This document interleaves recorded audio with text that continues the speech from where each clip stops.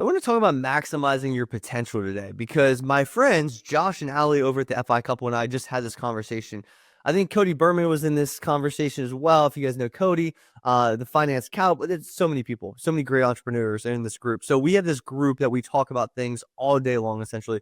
We're talking about how to maximize our potential and grow our businesses and do all sorts of different things. And so today I was talking to them literally seconds ago, which was like, hey, I'm gonna film this podcast as soon as I'm done talking because like this topic is huge.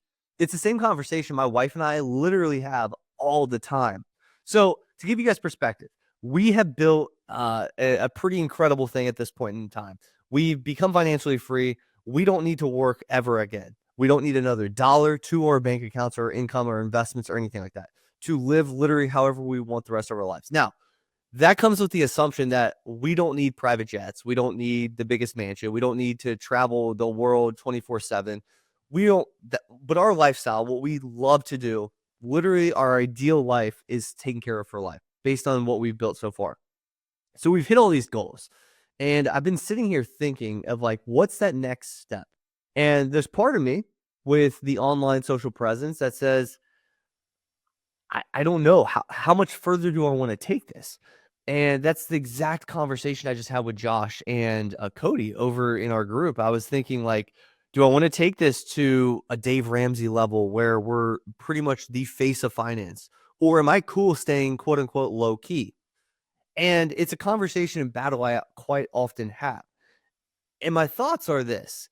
Part of me says like it would be awesome to kind of stay under the radar, not have all the, the pointing the fingers and all the, what comes with being essentially famous, right?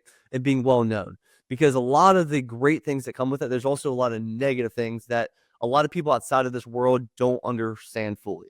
It's kind of like you say the sky's blue and people attack you for anything and everything. People will attack your family. People will say the nastiest things. And eventually it gets to the point of like, is it worth it to continue this when I already had the money that I need to make? And then another side of me says that I need to maximize my potential because that was my God-given ability to teach people personal finance and inspire people on a greater level. And I do have that natural skill. I understand that. And if I don't do that, am I selling myself short? And so it's a constant battle. And I think a lot of people are having the same battle at different levels, if that makes sense. I know a lot of high income earners make, let's call it 200,000 a year, 300,000 a year. They're coasting. They're doing okay. But are they maximizing their potential? Are they letting a lot of those dollars go to waste? I'm assuming they do. And I know they do because I've worked with a lot at this point in time. But I also think like, what a lonely existence to only think about yourself.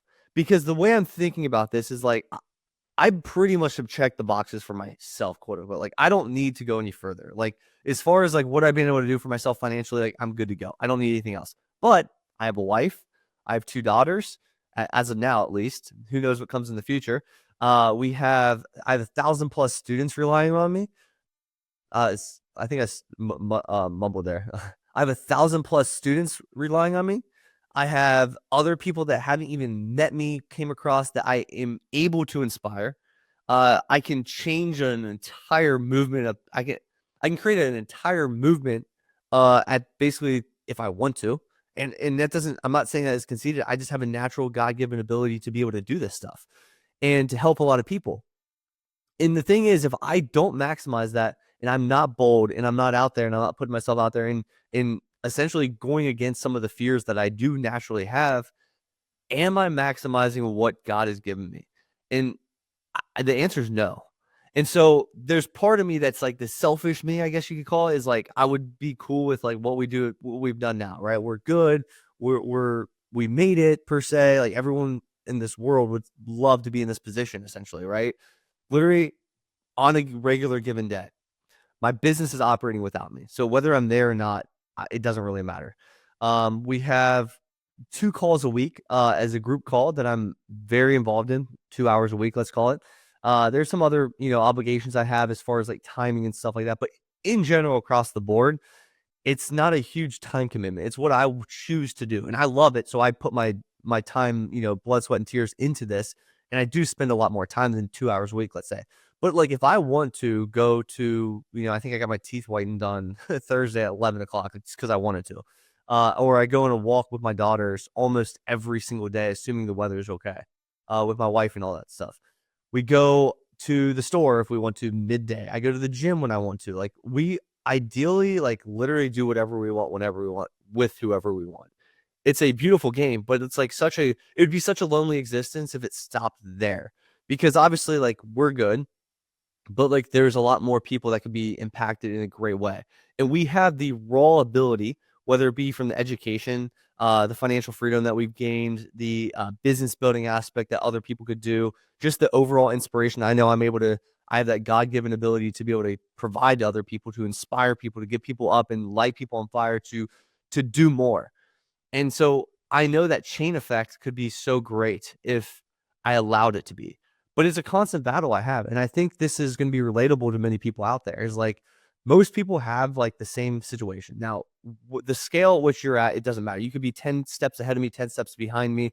But in general, a lot of people have the comfortability right this second. They're comfortable in their situation. They're like, well, why make things more challenging and all that thing if I don't have to? Don't, they always say, don't fix it if it's not broken, those types of things. But if you don't challenge the status quo, if you don't go against those beliefs, you're going to stay stuck. And in fact, you're going to probably be bored at some point in time, because I believe most of life is about giving to others, to be able to use your talents to help other people, to inspire other people, to get people in a better position. And if you can do that, you're going to experience much more self-satisfaction. I can tell you right now, when I wake up and I get a big lump sum in my account from my business, like that doesn't really do much. And I promise you, like, you name a number, it does not get me up.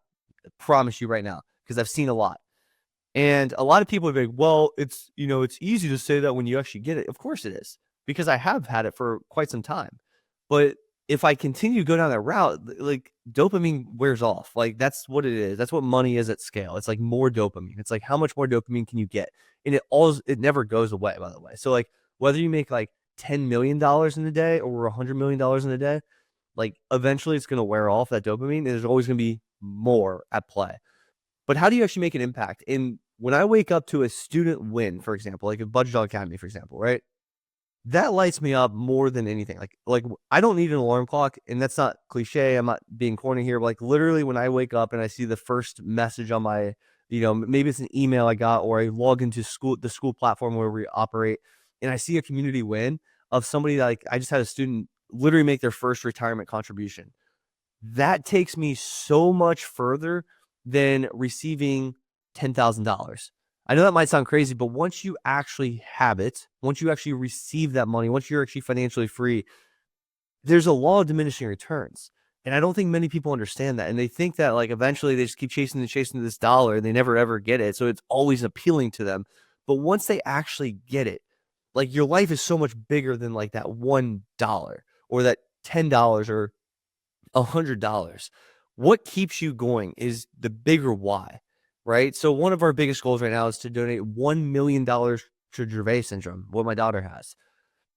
$1 million Dravet syndrome is a massive goal that isn't really, it's not really my goal. I guess you could put it that way, right? It's not my goal. It's a goal for other people. But because we're doing that goal, I'm lit on fire to be able to provide for that goal. And so for me to be able to produce at a high level, to make income at a high level, to be able to give to others is what really ignites me. And so kind of in concluding of this whole conversation is, if you're sitting there and you're thinking like you're good and you're like comfortable, but there's some part of you that wants more, but you can't really identify because you've never done enough, soul searching. I can tell you right now, you're probably searching for something greater, and it's probably something outside of yourself. Because if you're constantly searching for something internally, that's a quick fix. That takes some time, some deep work or whatever. But eventually it's like, once you get yourself good, it's like, okay, like I'm good. Like now I'm in a position of power to provide for others. And that is what's going to light you up, because at scale, there's, something bigger than yourself is always going to take you a lot further. Right. And so if you do feel that like comfortability right now, like you're in a good spot, like you don't need anything else, challenge yourself a little bit, because I can guarantee you can provide so much more. And are you giving enough?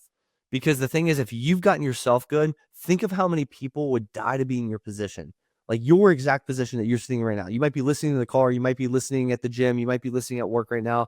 Maybe you love that job. Maybe you love that car. Maybe, whatever. You might be able to do something right now. And most people don't even understand this concept. They're like, well, I, I'm sure I could help somebody, but like, who would want my help? I used to think the same thing. and, and now you're listening to me on a podcast, right? So like, I used to say the same exact thing. In fact, before Budget Dog was even born, my wife forced me to create the account because I was helping people offline, but it wasn't at scale because offline, online, just there's a scalability effect that's unmatched to offline. And so I was like, nobody would care about this stuff. Nobody would care about this financial content. Like, I know we've done really well, but like, would other people care about paying off debt? Would other people care about like becoming financially free, becoming millionaires plus? Like, what would they? Like, I don't think anybody wants to hear me talk about that. And like for a couple weeks, months, in fact, I like kept denying it. I was like, don't worry about it, Aaron. Like, no, no, no. And she finally forced me to do it. And obviously, we're here 5 years later. With 2019 we started. So 2019 we started, and now it's 2024. 5 years later, we have every piece of social content you could think of: Facebook, YouTube, Twitter, Instagram, TikTok. A podcast now, right? We have everything. Website. We have all sorts of different products and services we offer, and we've helped thousands, like literal thousands, of people. And there's also a lot of people we've helped that I don't even know I've helped in a sense, right? Let's say I post a free content piece on HSAs. How many people go get HSAs as a result? How many people go take action as a result? Sometimes you don't know all the success you're creating, all the impact you're creating until later down the road, somebody that's been following you for 10 years, like, dude, I just became financially free because 10 years you posted this one thing that, spurred some action. And ever since that point, I've been like on fire. And like, they didn't tell you this along the way, but now they've reached a goal that they may or may not have reached without you posting that piece of content. So I want to challenge you today. If you do feel comfortable, if you feel like you're in a good position, to think about yourself. How did you get yourself in that comfortable position? What do you have now that somebody doesn't have? Because I know a lot of people right now are probably listening like, I really, really want to be a millionaire. I really, really want to be financially free. I want what you have. Like, you're that person. You're literally sitting there right now with things that people would die to have.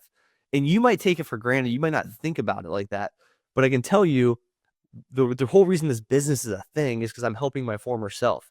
I'm helping my 23-year-old self that was in tons of debt, didn't have their finances in order, didn't feel confident, didn't feel comfortable with their future, and like just didn't know what to do exactly. What was that next step to take? How was I going to build financial freedom? And our goal, like I've talked about many a times, started with paying off our debt by 35. So 23 to 35. I'm now sitting here at 32. We paid off our debt in 5 years, to give you perspective, versus the 13-year initial goal.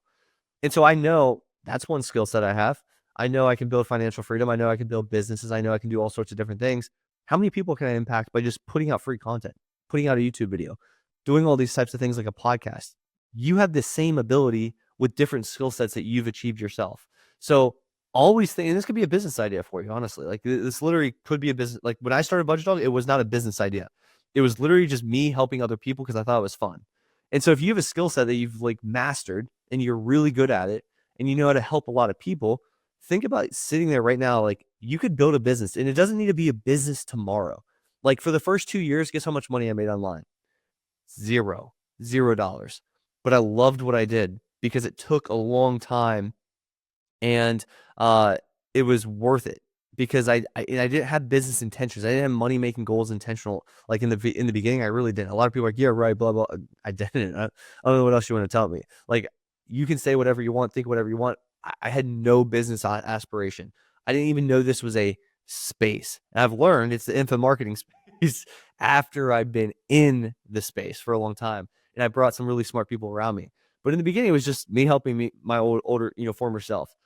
You can do the same exact thing today. So instead of just lollygagging through life, sitting at your desk, going through the same motions, making the same basic $250,000 of income, what if you could 2x your income? And what if as a result, you could teach other people how to 2x their income?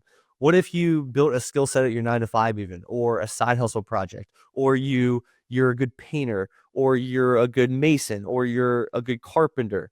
Think about those little tiny skill sets that you probably take for granted that are massive skill sets to somebody else that could literally change their life.